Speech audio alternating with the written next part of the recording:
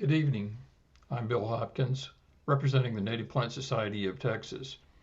I'm here tonight with Cindy Crump at a meeting of the Cross Timbers chapter. Cindy, would you like to introduce tonight's guest? All right. Well, tonight's presenter is going to be talking about insect guts, and I was really excited about this because this is something completely different than what we've done for a while, I'm guessing. And Bill sent me the information on this, and he said that Kim Conroe suggested Dr. Ravenscraft. So I think this is going to be a real special program tonight. And thanks for coming, everybody. Appreciate it. So Dr. Alison Ravenscraft is an assistant professor of biology at the University of Texas at Arlington. She studies symbioses between insects and microbes, focusing on the insect gut microbiome. Her work integrates high throughput DNA sequencing, culture-based assays, and experimental manipulations to understand the composition and function of symbiotic communities. She employs both complex microbiota, such as butterfly gut flora, and pairwise relationship, including the bug-Burkholderia symbiosis, as mutually informative systems. I need to read that right. Insects are instrumental to ecosystems as primary consumers, pollinators, and disease vectors. The ultimate goal of Ravenscraft Lab's research is to understand how microbial symbionts impact these ecosystem level processes. And all right, Dr. Ravenscraft earned a PhD at Stanford University. She studied the structure and function of the butterfly gut flora, and she began exploring the bug-Burkholderia system during a postdoctoral fellowship at the University of Arizona. And she started as a professor at UTA in 2019. All right, so her presentation tonight is titled Feeding Your Friendly Backyard Herbivore, the Coevolution of Native Plants, Insects, and Microbes. And the description of the presentation is as follows. Native plants serve as the foundation for a rich ecosystem. When we plant natives, we support a magnificent diversity of insects and microbes. These invisible but important interactions usually go unnoticed. Dr. Ravenscraft will discuss some of the mechanisms that insects use to eat plants, focusing on their symbioses with microbes.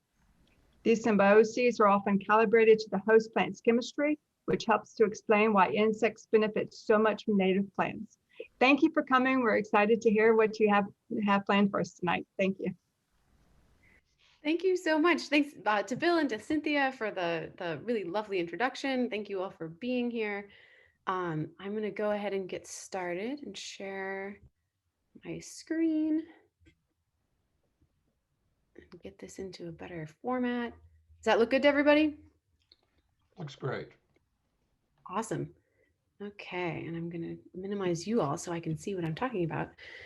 So yeah, Cynthia already gave you a really excellent introduction, so I guess I'll sort of dive in. So as Cynthia said, I am an assistant professor at UTA. I run a research lab that studies symbiotic relationships between insects and microbes. And one of the reasons I love native plants, and one of the reasons that I've gotten really excited about native plants, is that they're crucial for supporting native insects. So today I'm going to talk about how native plants support native insects. And just because I happen to study these symbioses with bacteria, I'm going to end up talking about them a lot throughout the talk. So I'm going to focus on how different insect guilds or different sort of feeding categories of insects use plant tissues as a source of food, and how bacteria help them digest or sort of overcome the difficulties of eating these plant-based foods. So just a really sort of brief outline. I'll sort of first start with why we care about insects. I know, we all love plants. Why should we also care about insects? Next, I'll talk about different ways that insects can eat plants with a strong bias towards how microbes help them eat those plants. Third, as kind of a tangent that'll pop up once or twice, because this is sort of one of the focuses of my research, I'm actually going to talk about insects themselves as habitat for microbes. So the microbes that live in the guts of butterflies and the microbes that live in the guts of these true bugs. Hopefully you can see my pointer here. And so, what does it mean to have the insect gut as a habitat? What bacteria live in these guts? And what does that in turn mean for the insect? And finally, I'll end with some brief tips on how you can help insects in your own backyard. So first, why do we care about insects? Why am I talking about insects in a group that actually really loves plants? So with this audience, I'm probably preaching to the choir when I say that native insects play really vital roles in ecosystems. So first, a classic example is that bees pollinate plants, and this produces not only the beautiful flowers that we enjoy, but also many of the fruits and vegetables that we eat and that you see in your supermarket. The supermarket would look much sadder and much emptier if we didn't have insects pollinating plants for us. But insects also do other things for us, including beetles and termites that help to decompose wastes and dead plant and animal tissues. Ants actually play a whole bunch of different roles for ecosystems, including, again, decomposition, also turning and aeration of the soil, and in some plants, they actually are one of the main seed dispersers. And finally, predatory insects help to control the populations of other insect species that we would otherwise, become pests in our gardens. So I don't know how well this is going to work in an online format, but if we were in person, I would ask everybody to sort of just shout out if you recognize this little black and orange monster right here. Does anybody know what this is? You can just shout out, or I can't see the chat actually, but if you post it in the chat, maybe someone can read it for me. Anybody have any guesses what this guy is? Everyone is saying no so far. Oh, okay. Somebody says it's a ladybug. Oh, good job. Good job. It is a ladybug larva. Yes. So if you didn't know this, ladybugs look very different when they're larvae. So this guy, while it looks like a pretty terrifying monster, is actually a very friendly, beneficial bug. Okay. Now this one's maybe harder. What about the one next to it on the left right here? Does anybody recognize this guy?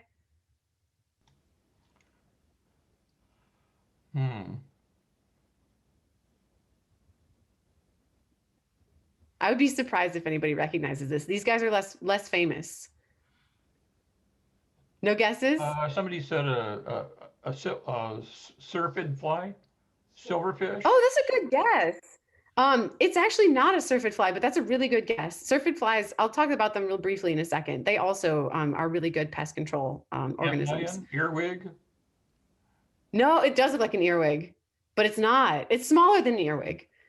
So, okay, I'll show you. So we've got the ladybug. You guys got the ladybug larva. This guy is actually a lacewing larva. So you may have seen these in your garden. They're really common. Right now, they, for some reason, keep flying into my house and dying in the lights in my ceiling. I don't know why. But lacewings are really similar to ladybugs in that both the larvae and the adults are voracious predators on aphids. I also just think the adults are really beautiful. They have these gorgeous sort of transparent, slightly iridescent wings.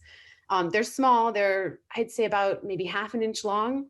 And so now that you know what their larvae look like, you can actually look for them. They're very, very tiny. I'd say they're about a quarter inch long max.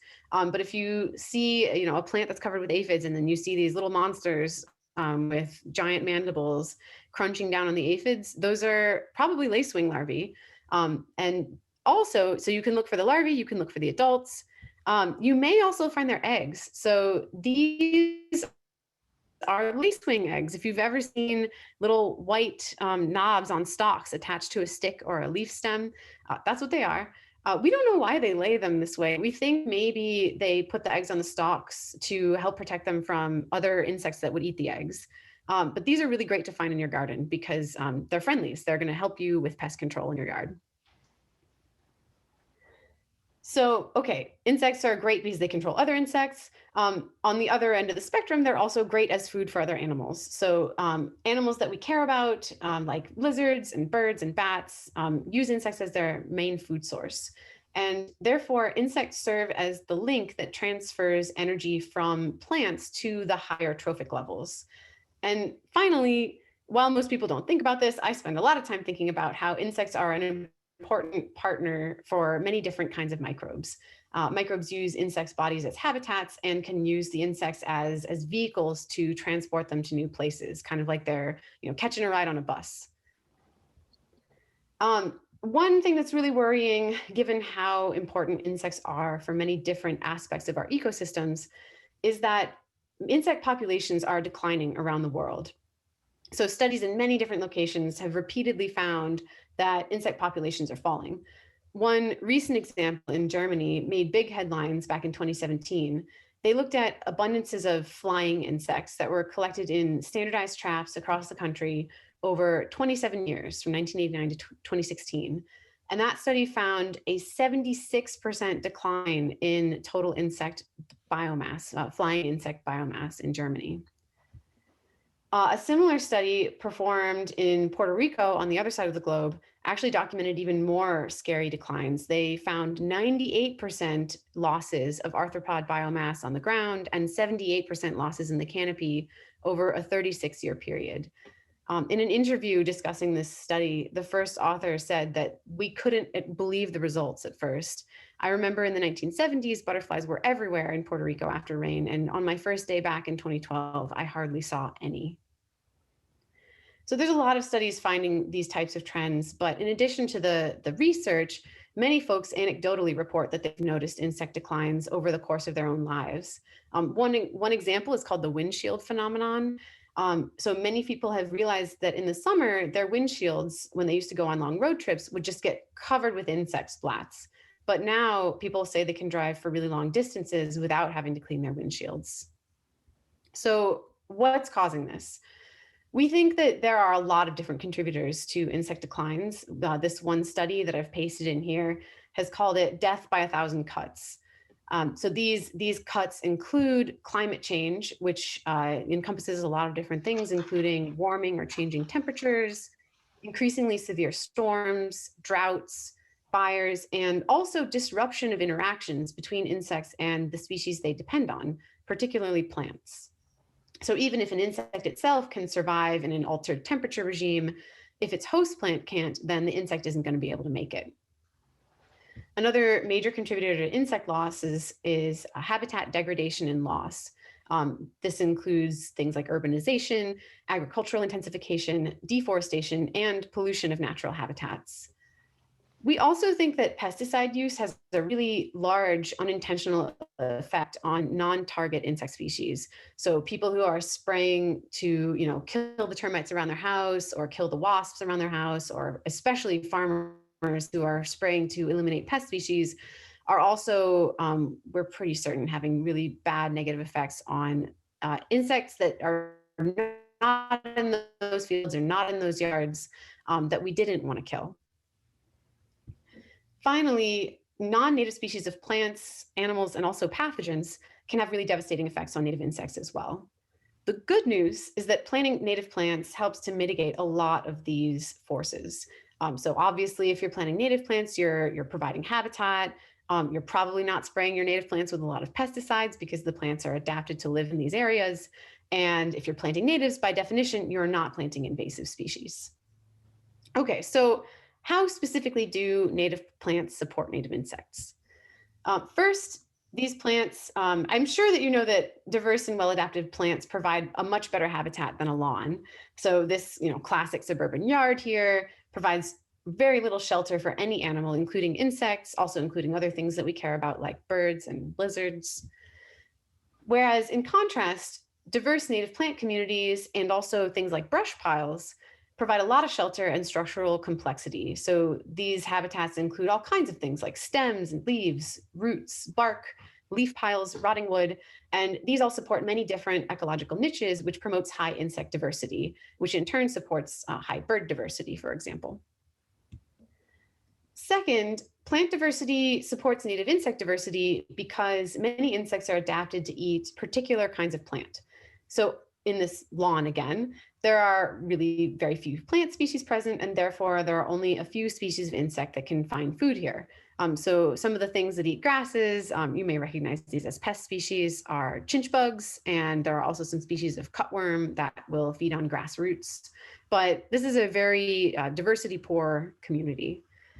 And if we go back to our native plant garden, if we have a garden full of native plant species, it's going to provide food for a whole bunch of different insects. It has nectar, it has leaves with many different chemistries, and it's got saps with different chemical compositions as well. And the more of these different varied foods we provide, the more insects we can support. So the reason plant diversity supports insect diversity is that many insects are specialized to eat particular plant species and or particular parts of plants. I'm going to talk about 4 main categories of insect feeding, also called insect feeding guilds. So first we have the pollinators that drink nectar. These are your bees, your flies, your butterflies, and some other insects that we'll talk about briefly. We also have a whole guild of insects that are sucking insects. They suck the sap from plants or they suck the insides out of seeds. These are things like aphids, leafhoppers, and true bugs, which is a category of insect that you may not be very familiar with, but it's things like stink bugs. So this guy here is one of the true bugs. We also have a guild of insects that are specialized to digest wood. So these are things like termites and some of the boring beetles. And finally, there are a lot of insects that have adapted to chew on the softer tissues of plants, like leaves and stems. So these are your caterpillars, leaf beetles, and things like grasshoppers. An important thing to know about insect coevolution is that eating really hard for 2 main reasons. First, plant tissue is nutritionally unbalanced. It often contains a lot of carbohydrates, but not much protein or vitamins or minerals. One of the biggest problems is nitrogen. So animals use nitrogen in the form of protein as a major structural component of our tissues, but plant tissues are primarily based on carbohydrates, and usually in the form of cellulose. So plant tissues contain a whole bunch less nitrogen than animal tissues.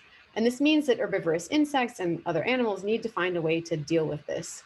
This is sort of the underlying reason that if you're a vegetarian, people will ask you like, oh, are you getting enough protein? And the answer is yes, if you're doing it right, you're getting enough protein, but human vegetarians and insect herbivores need to have ways to cope with this nutritional difference between plant tissue and animal tissue.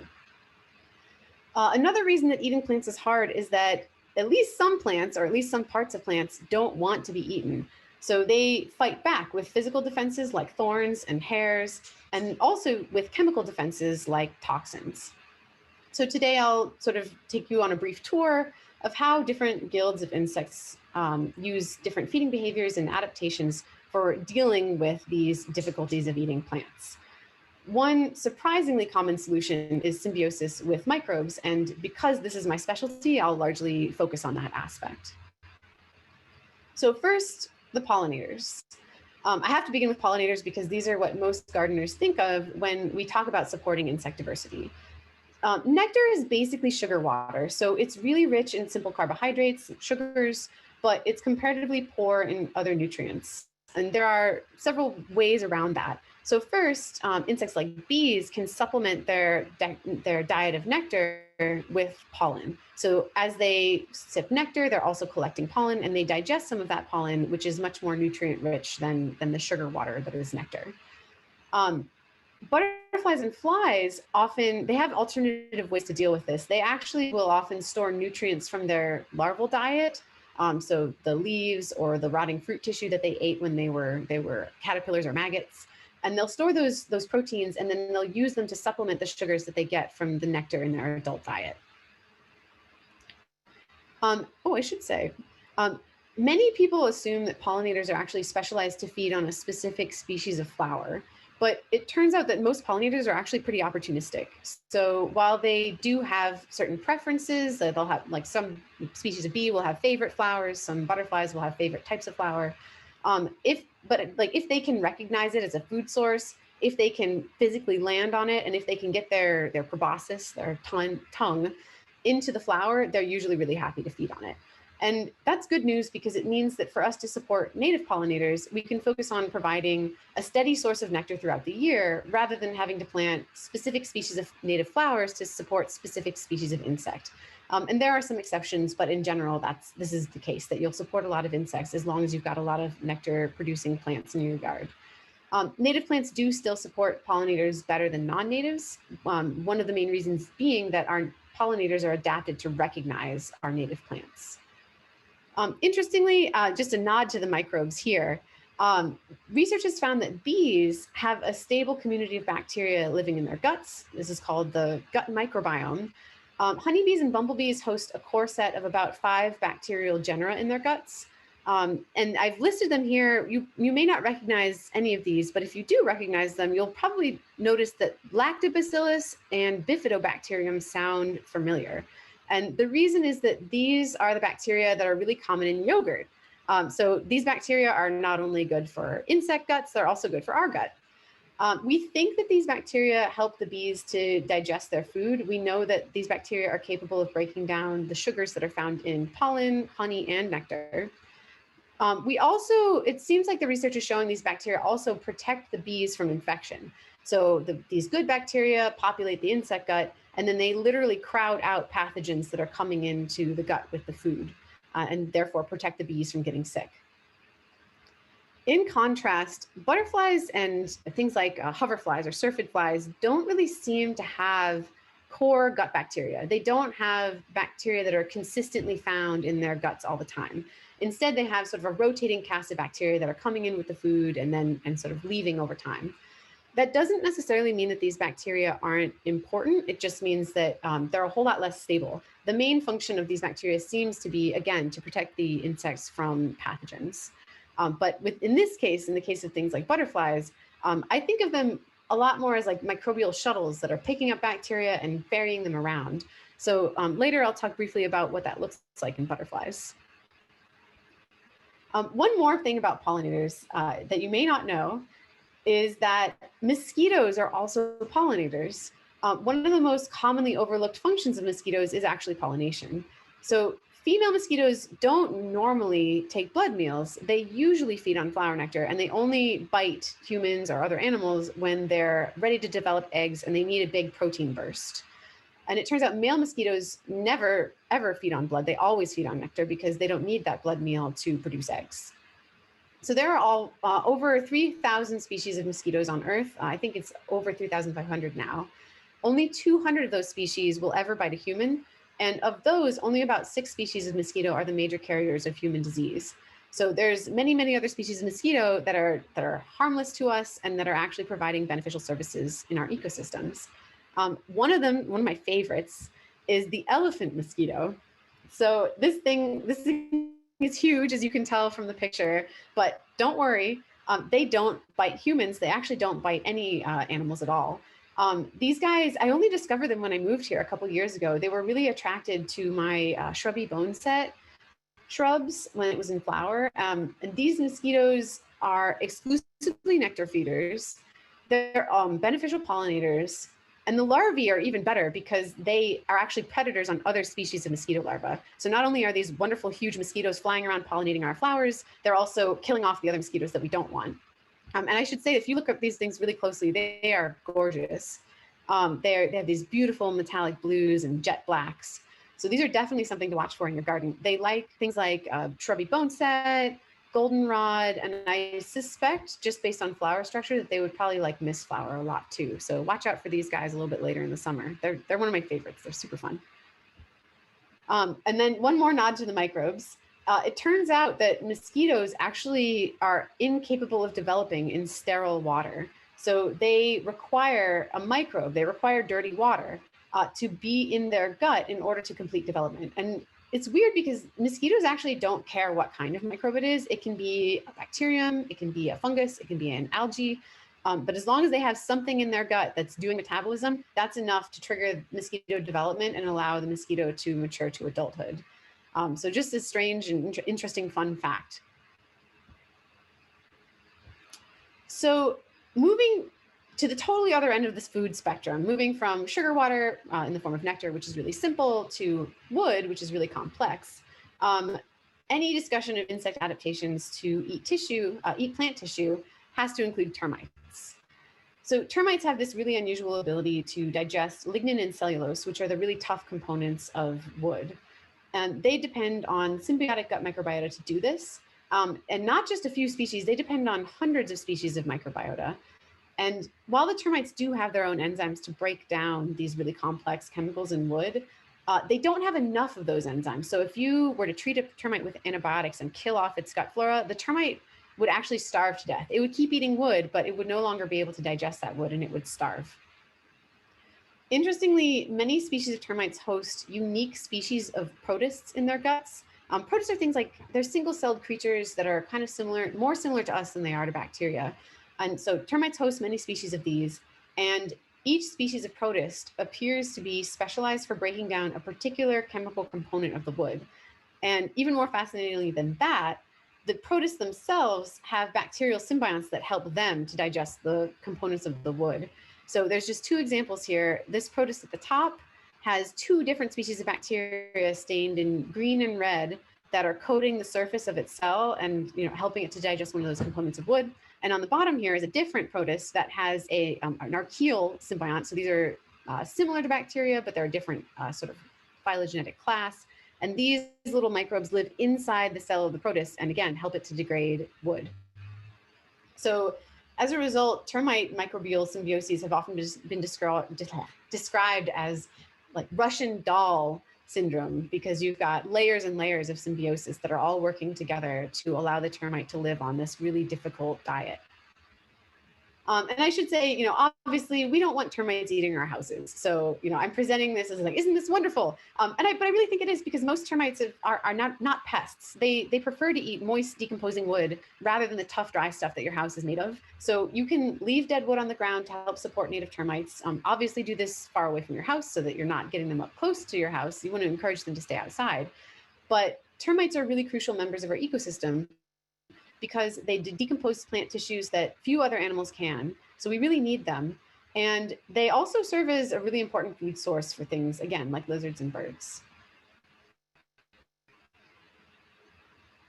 I should also point out, because I love the microbes, that when you feed the termites, you're also feeding their symbiotic partners.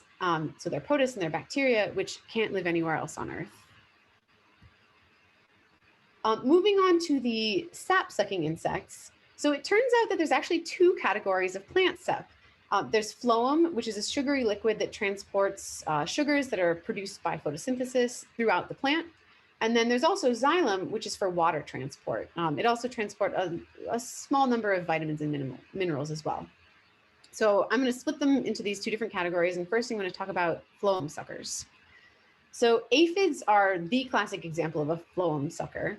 They get plenty of sugar from phloem sap, but phloem doesn't provide them with enough nitrogen. It's really poor in amino acids, which are a nitrogen-rich chemical, or class of chemical. So to solve this problem, aphids participate in a mutualistic relationship with bacteria in the genus Buchnera. So here is a blown up picture of an aphid's abdomen. The aphid cells are stained in blue, and the Buchnera cells are stained in fluorescent green.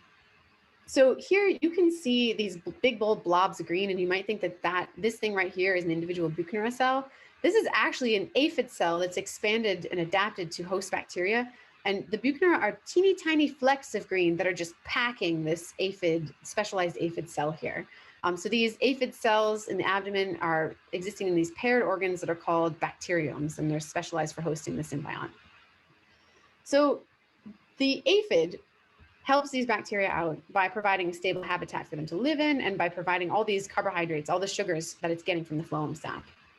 In return, the Buchnera synthesizes amino acids for the aphid, which allows it to live on plant sap. If it didn't have the Buchnera, it would starve to death because it wouldn't have enough amino acids to make proteins.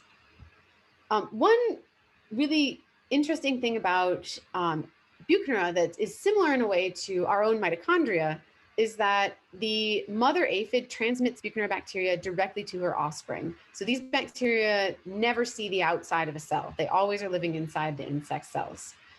And fascinatingly, Buchnera has lived inside aphids for so long that, like our own mitochondria, they've lost many of the genes that they previously used for surviving in an outside environment. So over time, they don't no longer need the genes for having a really nice cell wall, for example, because they're living inside an insect cell. So they lose those genes over time. As a result, the Buchnera has a really tiny genome and it only retains a few genes, but among those are the genes for synthesizing amino acids, which makes sense because the aphid needs those genes. So as a result, the Buchnera can no longer live without the aphid, and the aphid can't live without the Buchnera because it's adapted to living on plant sap over many, many, many generations. So moving on to the other type of sap. One example of an insect that sucks on xylem sap is the sharpshooter. You've actually probably seen this species of insect in your garden. It looks a little more colorful here in this picture because it's blown up. If you look at it from far away, it's just going to look kind of a dark brown. But this guy is the glassy winged sharpshooter. I find these on my sunflowers really late in the year. They will sometimes just coat the stems of the sunflowers. So these guys are actually drinking xylem sap, which is even poorer in nutrients than phloem sap. It's basically just drinking water with a really dilute amount of some vitamins and minerals. So the sharpshooter doesn't just need amino acids like the aphid does, it also needs vitamins and minerals. And the sharpshooter solves this problem again with bacterial symbionts. So here we have the dissected abdomen of the sharpshooter here. Its wings are spread out to the side. And you can see these organs, there's a sort of a reddish orange part of the organ here. And then if you look around the sides of it, there's also sort of a yellow outer part of the organ. And so these organs host not one, but two species of bacteria. So first of all, the red part of the organ hosts bacteria in the genus Solsia. And Solsia synthesizes 8 of the 10 essential amino acids that the insect needs. And then there's this second bacterium, Baumannii, that lives in the yellow part of this bacteriome right here. And it synthesizes not only the remaining 2 amino acids that the sharpshooter needs, it also synthesizes a bunch of vitamins as well. So I love this symbiosis because it's a crazy 3-way symbiosis where all 3 partners have adapted to take on different aspects of the feeding and nutrition of this sharpshooter organism. And finally, one more sucking insect, and this is one more sucking insect, and this guy is my personal favorite. This guy is Leptoglossus philopus. It's the common name is a leaf-footed bug because it's got these little sort of leaf-shaped structures on its hind legs. And they're really common in Texas, so you've probably seen these guys. If you haven't seen them yet, watch in your garden this year and you may notice them. So leaf-footed bugs do drink xylem sap, but they mostly use it as a source of water. And they get most of their nutrients by sucking out the sort of internal components of seeds. But despite the fact that this is a pretty nutrient-rich source, these bugs still need bacteria to help them out. So they host Burkholderia bacteria in a special region of their gut called the M4 region. So right here is a picture of a dissected insect gut. And this sort of fluorescent yellow part of the gut is fluorescent because it's the Burkholderia bacteria that are in it are labeled fluorescently. The researchers who did this were really good at microscopy. So you can see the Burkholderia here in this particular region of the gut. And one of the really crazy things about the symbiosis is that this sort of juncture between the upper regions of the midgut and the M4 region of the midgut where the Burkholderia live is super specific.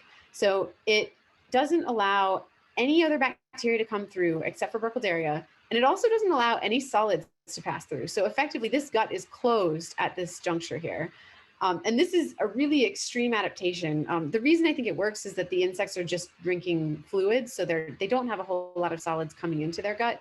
But any solids that do come in are just going to sit here in this M4B section of the gut forever because they are not going to be able to pass through and be excreted the way that you would normally expect a gut to work. So this is a really strange and highly specialized physiology for hosting bacteria. And the reason I think that the insect has this like really crazy physiology is that the Burkholderia bacteria are actually really important nutritionally. So unlike the previous examples we've seen, where the bacterium is synthesizing, a category of nutrient, like some amino acid or a couple amino acids or some vitamins, these insects, they seem to be obtaining many, many different nutrients, fatty acids, amino acids, vitamins, minerals, from these bacteria by directly digesting the bacterial cells themselves. So in the aphid and in the sharpshooter, the bacterial cells are happily housed inside insect cells and they live there forever. But in these leaf-footed bugs, the Burkholderia bacteria are actually pumped from the M4 back up into the M4B section of the gut, and the insect just digests the cells completely and gets a lot of different nutrients from that. So I kind of like to compare this to humans eating nutritional yeast. You know, we're consuming this whole microbial cell and getting all of the different nutrients out of it. So despite the fact that the insect has this really crazy specialized physiology and it really depends on these bacteria for its nutrition, Burkholderia is not transmitted from parent to offspring. It's instead acquired by young insects directly from the soil. So every generation, the eggs are laid, they hatch out, they don't have Burkholderia, and they have to go out and find their symbiont in the soil. So this seems pretty crazy, and it makes the symbiosis work in a really different way from some of the other ones that we've seen before. As a result of getting their bacteria from the environment, for example, these insects can associate with many different strains of Burkholderia and actually many different species of Burkholderia bacteria. Individual insects usually host one strain, although they can actually host multiple strains or multiple species of Burkholderia inside their M4 organ. So I'm going to take you on a little bit of a tangent at this point, because this is one of the main systems that I study. Burkholderia, it turns out, is a symbiont of not just the leaf-footed bug, but actually of hundreds of true bug species in many different families of insects. So it participates in symbiosis with these stilt bugs, which you might see on, they're really common on things like gaura. So if you have gaura in your yard, look for these guys. It lives in the chinch bugs that I mentioned earlier that are grass pests. It lives in seed bugs, which you might find on your monarda, your bee balm. They're pretty common on there. Pachygronthids you're unlikely to see, but they have these enlarged front legs. So if you see one of these, it has Burkholderia. Here's our leaf-footed bug. And Burkholderia also associates with broad-headed bugs. So things like the Texas bow-legged bug. These are really common in our yards as well. I find them a lot on eastern nightshade. They also like the seed pods of like legumes and milkweeds. So Burkholderia is in all of these insects, and generally the symbiosis seems to function the same way across these hundreds of different insect species. So tangent number one, when we're considering insects as habitat for bacteria, I wanted to know how many different strains of these bacteria could the stink bugs actually host? How many of these bacteria are they shuttling around? So I looked at this in actually the stilt bug that I mentioned earlier. This is a picture of it on a native species of gaura here. And so I went out and I sampled from populations of Gelicis across the United States. And at each of these red dots on the map, I collected somewhere between 12 and 24 individual insects. And then I used DNA sequencing to figure out which Burkholderia bacteria were present in those insects. So again, each pie chart is showing specifically the Burkholderia strains that were present in a pool of 12 to 24 individual insects. So interestingly, first we found a bunch of different strains of Burkholderia. I'm only showing the top 17 most abundant strains, but we found over 60 strains of Burkholderia living in these bugs. The first thing that stands out is that this white sequence variant 1 here, is really common in most bug populations across the country, which was a little bit surprising. You would think that if these bugs are picking things up from the environment, they wouldn't necessarily have a stable association with one particular bacterial strain, but it looks like they do. But if you go past that one particular bacterial strain and look at some of the others, like this magenta sequence variant 13 or this forest green one, sequence variant 35, those bacteria are actually localized to particular regions of the US. So we've got one set of bacteria that tends to be more prevalent on the East Coast, and then we've got a different set of bacteria that tends to be more prevalent on the West Coast. Specifically this sequence variant 5 here and this sequence variant 9 and teal are much more common on the West Coast. So that's cool. Why and like what does it mean for the insect? So to just begin to answer that question, I isolated 4 of these strains and I infected insects with them. So I took the bacterium and I took new bugs that hadn't yet acquired Burkholderia, baby insects, and then I paired them up.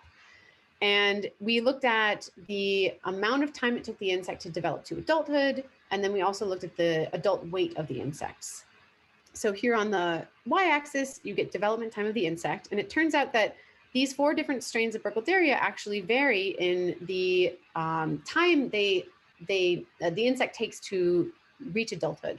So this yellow strain here, LEP1P3, was the least beneficial. It's still better than having Burkholderia. The insect just really doesn't do well at all if it doesn't have any.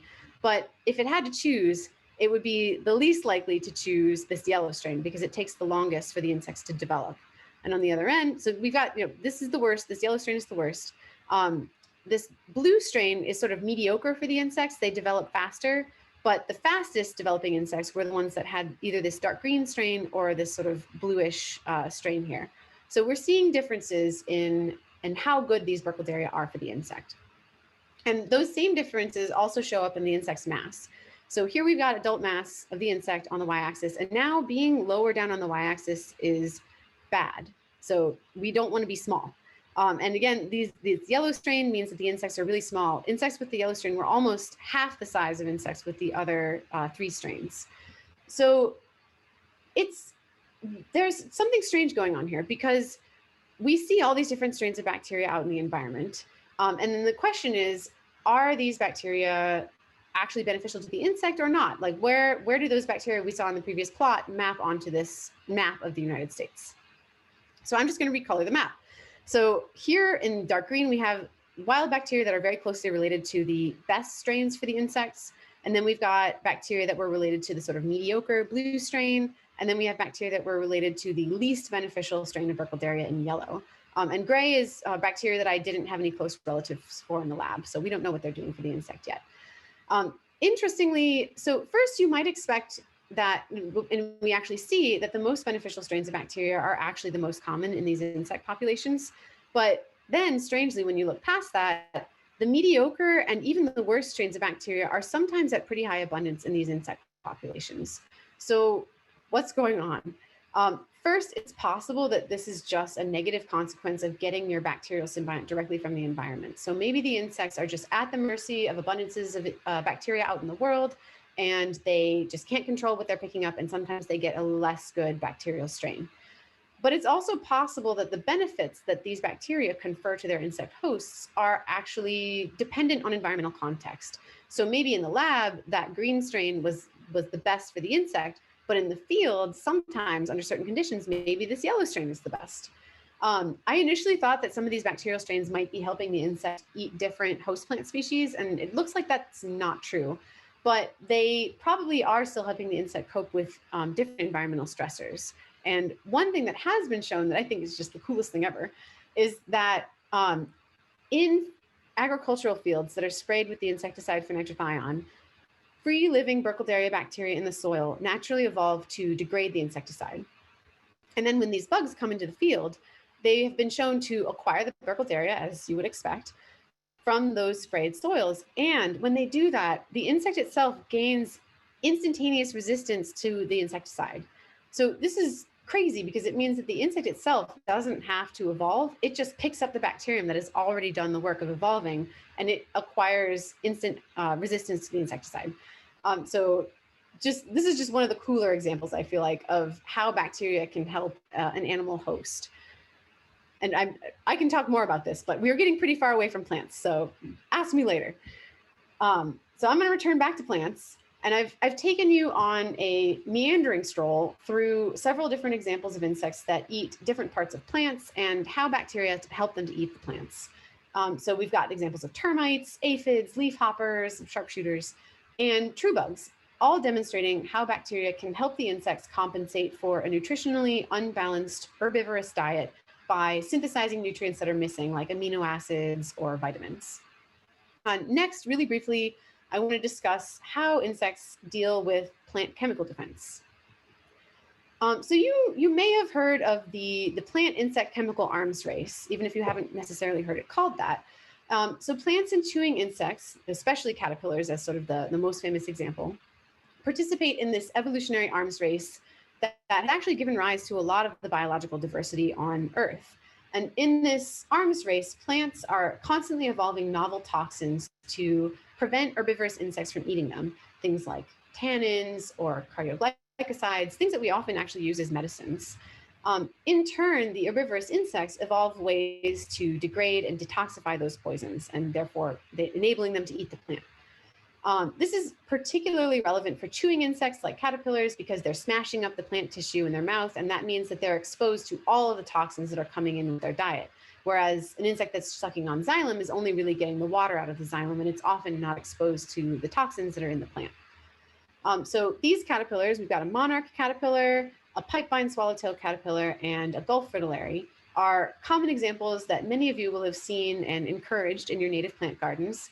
Monarchs eat milkweed, pipevine swallowtail eats pipevine, and this last guy, the Gulf fritillary, loves passiflora. So if you plant any of these vines in your yard, you will see these caterpillars. And so all of these are specialized to eat toxic plants. And not only do they have adaptations to avoid the toxins by eating plants, tissues, parts of the leaf that are a little bit lower concentration, these caterpillars also in some cases actually sequester the toxins. So they eat them, they take them up into their own tissues, and they actually use them for their own defense. So milkweed and caterpillars are the most common example and the most well-known example. So caterpillars will sequester the toxins from milkweed, and then when a bird comes to eat the caterpillar, it tastes really awful and it makes the bird feel sick. There's some really hilarious videos of birds trying to eat monarch caterpillars and vomiting. In some cases, these toxins are not only deactivated by the insect, but actually used for their own defense. So one question that my lab is currently asking is whether gut microbiota might actually be helping some of these insects to detoxify plant chemical defenses. The idea that this might happen has been proposed a lot in the literature for decades, but we're only just now recently starting to really ask this question in a systematic way. So one of the major goals of my research is to ask how common is this phenomenon and how important is it? Is it just, is it happening in all insects all the time, or is it only happening in a few insects some of the time? What I can tell you so far is that it doesn't seem to be very important in caterpillars. So caterpillars have evolved their own way to deal with plant poisons. They don't seem to need gut flora. But other things like this grasshopper, we're not sure yet. We don't know. Maybe the grasshopper is detoxifying its own, using its own enzymes, or maybe it's using help from bacteria. One really recent study showed that at least in beetles, gut bacteria do seem to be helping detoxify plant poisons. So in cucumber beetles, which you, again, may have seen in your own yard, there are bacteria in the gut that adapt to detoxify mustard oils. And mustard oils are the main chemicals that defend plants like kale. So when the beetle has these bacteria in its gut, they detoxify the kale's mustard oils and allow the beetle to better to eat kale a lot better, basically. Finally, I'm gonna touch really briefly on insects as habitat once again. So I talked about true bugs as habitat for Burkholderia bacteria, and some of my earlier research looked at butterflies as sort of general habitat for all the bacteria that can live in the gut. So butterflies actually eat one of two main diets depending on the species of butterfly. Pretty much all the ones you'll see around here feed on flower nectars, but in the tropics, there's a second feeding guild of butterflies that are adapted to feed on the juices of wild fruits. So wild fruits will fall to the forest floor and begin to rot, and then these butterflies come along and feed on that sugary liquid. And I focused on these diets in terms of the microbes that were present in the diet and also the abilities of the microbe to degrade that diet. So we went to Costa Rica and we caught 300-ish butterflies from 24 frugivorous species and 28 nectivorous species. We also collected samples of flower nectars and wild fruits in the forest, and then we used DNA sequencing to identify the bacteria that were present in all of those samples. And my dissertation in a slide, or in a number, is that 85% of the DNA sequences that came out of butterfly guts, on average, belong to bacterial species that were also present in their host's food. So that's a huge number. I thought that that was a really big number. And it suggests that the vast majority of the gut flora in these animals is coming from the external environment and entering the gut with the food. Butterflies may be an extreme case because, one, they're not social. So they're not like constantly having social interactions that would facilitate transfer of bacteria and maintenance of a stable core gut microbiome. They also undergo metamorphosis, during which point they void the contents of their gut. So there's at least two choke points, both during egg laying and then during metamorphosis, when bacteria wouldn't have an easy time being transmitted to the next generation. But there's a lot of insects that are like this. Many flies are like this. Some grasshoppers are like many different beetles are like this. So we've often ignored all of these different bacteria that are sitting in these guts because we think, oh, they're just passing through with the food. They're not really doing anything. But there are a lot of insects that work this way. So I wanted to ask what this might mean for the gut microbes and maybe potentially for their host. So I started with a really simple hypothesis that gut flora would be better able to digest compounds that are present at high concentration in the host diet. I had shown that fruits contain a higher ratio of amino acids to sugars than nectars at the field site. So I just predicted that the gut flora of frugivorous butterflies would be better at digesting amino acids, and the gut flora of nectivorous butterflies would be better at digesting sugars. So when I dissected these butterflies, I smashed up their guts and I cultured them in a special assay that allows me to look at metabolism of different chemical compounds. So each of the wells on this 96 well plate has a different sugar or a different amino acid, and color development tells you whether or not that butterfly's gut flora can degrade that particular chemical. And to look at just a snapshot of the results, on the y-axis here is the average difference in digestion of a particular chemical compound between frugivores and nectivores. So if a dot falls above this horizontal line here, it means that the frugivores on average were better at digesting the chemical compound. And if it falls below this horizontal line, it means that the nectivores were better at digesting the chemical compound. And it turns out that the hypothesis is supported. Frugivorous butterflies in red here actually are better at digesting amino acids, and nectivorous butterflies are actually in blue are better at digesting sugars. So there are a lot of reasons that this might be happening. It's possible that we know that all these bacteria are coming in, with the diet. So it's possible that the bacteria are adapting to digest the food on the food before they're being swallowed, or they might be adapting to digest the food after they're being swallowed as they're being bathed in the chemicals that are flowing through the gut. But basically it means that we're getting matching between the gut microbiota's abilities and the ecology of their host. And this might be happening actually because the bacteria are coming in from the environment. And I can't tell you whether this is beneficial or detrimental to the host, but you can see how it might be. So that is where I will actually leave you. And I know it's unsatisfying, but the research is ongoing. And I just want to sort of summarize at this point what you've seen so far, and then wrap up briefly with what you can do to help insects. So we know that insect populations are declining worldwide, and habitat loss is one of the major causes. I've talked a lot about how native plants support native insects because they're chemically adapted to eat those plants, and they're behaviorally adapted to be able to recognize those plants. Insect herbivores are often adapted to specialize on certain host plants or on host plant tissues. And that's because plants are hard to eat. So you need a lot of different behaviors or physiologies to allow you to overcome the difficulties of a plant-based diet. Microbes can help to digest plants by supplementing missing nutrients, or in the case of termites, by breaking down chemicals that are really hard to digest. We think that microbes may be helping insects to detoxify plant chemical defenses in at least some cases, although probably not the case of this monarch caterpillar right here. And finally, I've showed you a couple sort of partial examples of both stink bugs and butterflies as houses and buses for microbes. So when you plant native plants, you're supporting an entire ecosystem, including not only insects, but also the microbes that depend on them. So briefly, how can you help and enjoy insects in your own yard? So there's a paper that just came out this year with 8 simple actions you can take to save insects. So first, the first general category of approach is creating insect-friendly habitat. So convert your lawn into a diverse natural habitat with lots of native plants. Oh yes, grow native plants. Reduce pesticide and herbicide use, which again, if you're growing adapted or native plants, you probably will be reducing use of chemicals.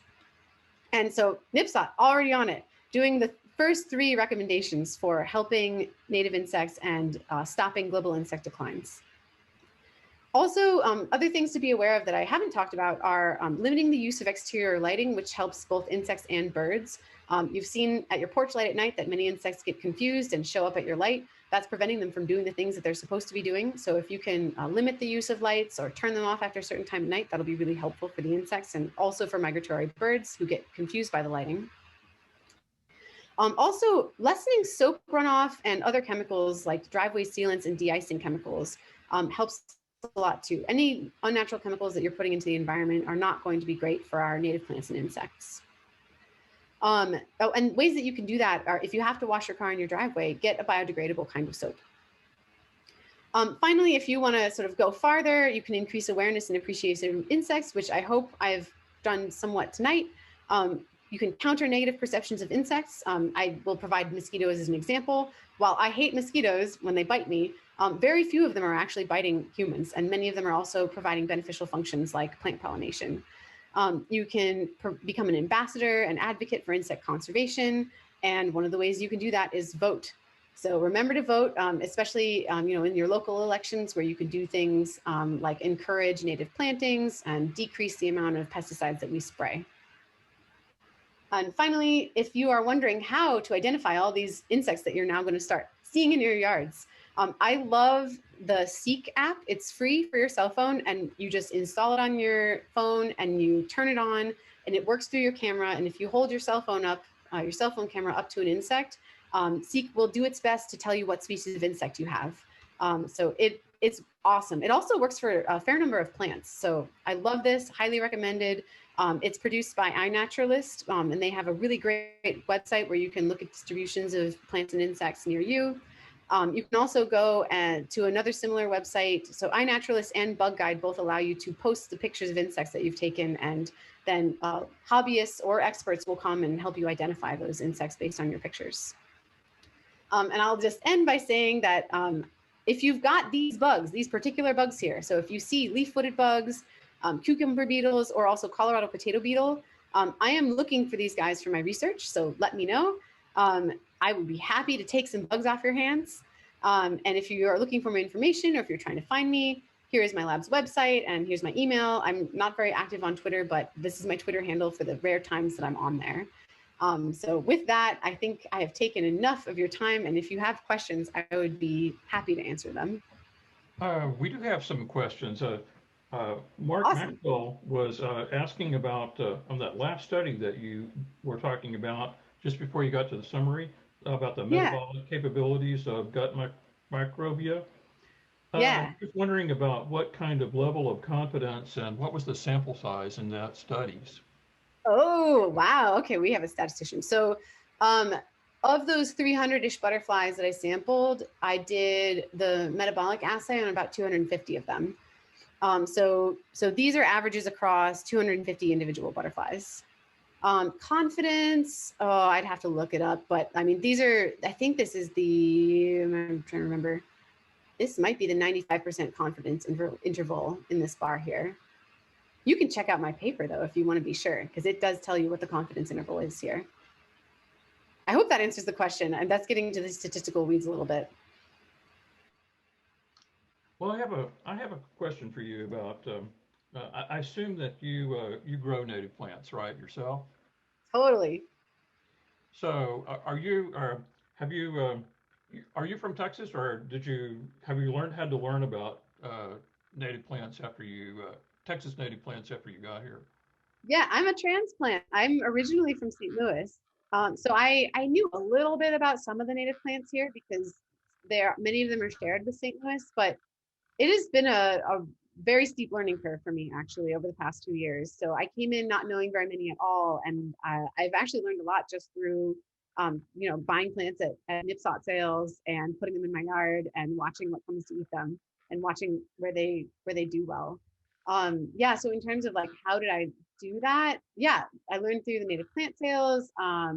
Actually, Seek has been really helpful because Seek is pretty good at identifying plants too. But yeah, it's mostly been through talking to people and coming to the nipsot activities and spending a lot of time Googling different plants names when I see them at native plant sales. Great. Um, you know, I had always assumed in the past that insects were evolving to be able to resist insecticides, uh, that the insect itself was evolving. But after hearing your mention of in particular, the one insect that had become resistant to a particular poison through the microbia, I think it was the Burkholderia or whatever, and Yeah.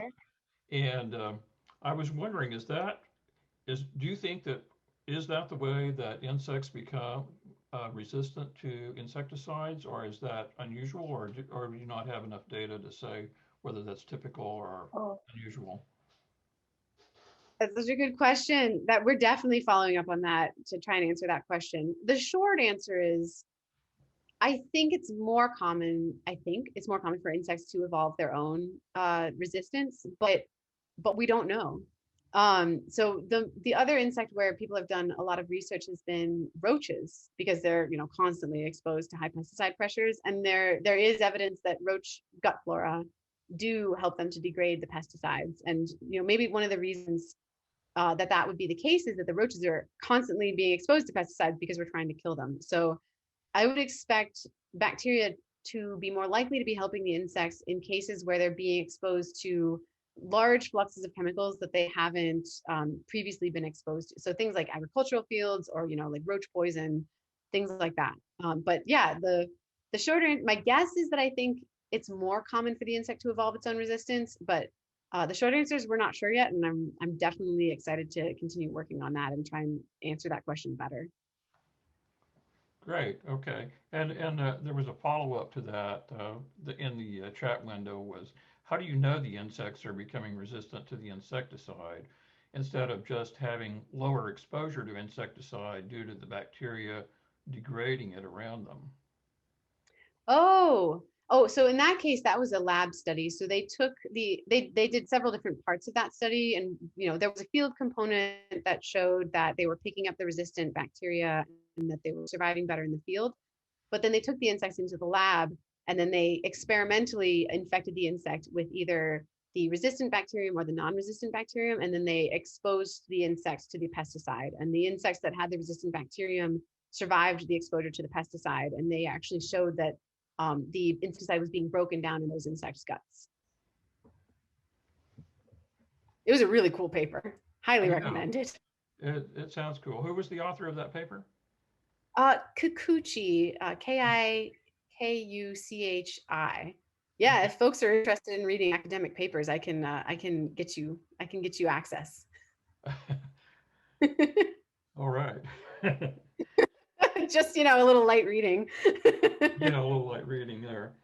Um, there was a question earlier that was in the chat about the decline of insects, and was wondering whether that was true in extreme cold climates like Alaska or whatever. Are there still is it uh, still is there a decline in insects there as well, or is it Oh, just maybe lagging behind, or do you know?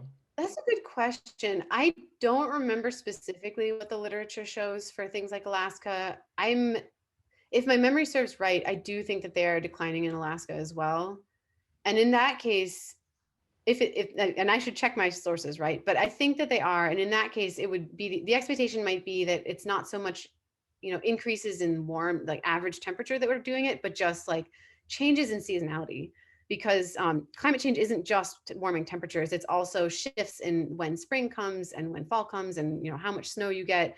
Some places are actually going to get colder on average as climate change happens, and that's also going to cause all kinds of, you know, negative consequences for the ecosystems. So if I remember correctly, it is pretty global that we're getting declines many places, Hmm. including the cold climates. But yeah, probably not necessarily because of warming temperatures. In that case, it's probably things like changes in seasonality. Could you put up your contact slide again? Oh, sure. Can you tell us, somebody's asking like why you wanted the leaf-footed bugs and cucumber bugs? I want to keep studying. So the leaf-footed bugs, I want to study the Burkholderia that's in them. And actually, we're doing a follow-up study on pesticide resistance. So I will, you know, try and isolate. For some of them, I just want them to replenish my breeding colony in the lab. But also, like, we're going to isolate the Burkholderia from their guts, and then we're going to assay them for resistance and degradation of different pesticides. For the cucumber beetles, that's for the sort of detoxification of plant poison side of the research. So again, we'll isolate the bacteria in their guts, and then we'll assay them for degradation of all kinds of different plant chemicals. And I would be happy to share those information with you if you give me insects, but it's going to take me, science is slow, so it'll probably be about 4 years before I have any data. Well, maybe you could come back and tell us about that sometime. So, Yeah, that would be great. great. I hope I didn't miss any of the questions here. Oh, here's somebody. We do have another couple of questions here, I think. Uh, somebody was just asking about earthworms, whether there has been a decline in earthworms, but I don't know. Oh, I mean, so they're outside of my zone of knowledge for the most part, but I do know that a lot of the earthworms you see here are actually not native. That a lot of the earthworms you see in your garden are invasive European species, and our native species are actually getting really uncommon as a result. So, Really? it's good to have earthworms, but most of the earthworms you see in your yard probably didn't evolve here. Well, I had no knowledge of that. So, Yeah, it's crazy. any other questions? Let's see. Here's a question that has just come in. Regarding the slide of pie chart showing types of bacteria found in guts, do we have any data about how those good and bad bacteria levels change over time, seasonally, and over years? What if the bacteria are not doing so well nutritionally compared to previous time periods, and so they have bad bacteria in the gut, like humans eating too much sugar and pizza, for example? Totally. Oh my gosh, I love this question because we're trying to answer it. So we don't have any data right now on temporal trends in those bacteria, but we just finished a 2-year study collecting those data. So yeah, come back to me in about a year and I will be able to tell you how they change at least over a 2-year time span, which is probably a shorter time span than the question asker is thinking. But yeah, beyond that, I would have to go find some, samples that were taken at similar locations from, decades ago, which may be out there, but yeah, it's hard to find soil samples from many years ago, because, DNA sequencing is pretty recent. And so folks weren't really taking samples for that purpose, more than a handful of years ago. Well, it certainly then has been a fascinating subject here. I have to confess that it never had occurred to me that insects had gut bacteria. Yeah, people don't often think about it. So I enjoy telling people about all my nerdy passions. Thank you for listening. Yeah, there's a lot of comments here about how interesting the talk was and how eager they are to learn more about this kind of Thank you. esoteric Thank you subject. so much. Yeah, feel free to email me, look for bugs, and use Seek, have fun. And I guess I'm gonna go ahead and stop my screen share. So if you wanted my contact info, now is the last chance. You have 2 seconds. And Okay. then I'm gonna stop the screen share and hand the screen back over. Okay. Well, thank you very much. Cynthia, do you have anything to comment on? No, I just thought that was absolutely fascinating. Like you said, I wasn't aware that insects had these complex microbes to help them digest their food and make amino acids. I mean, very much like we do. And so I was fascinated by that. But thank you. That was great. And when you were listing some of those things, I happened to, for some reason, I had this probiotic box on my uh, desk here, so I turned it over to look and see what it had, and it was the same ones. Oh yeah.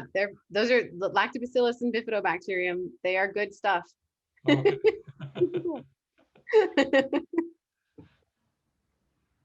Well, thank you, everybody. You asked really excellent questions. This was a pleasure.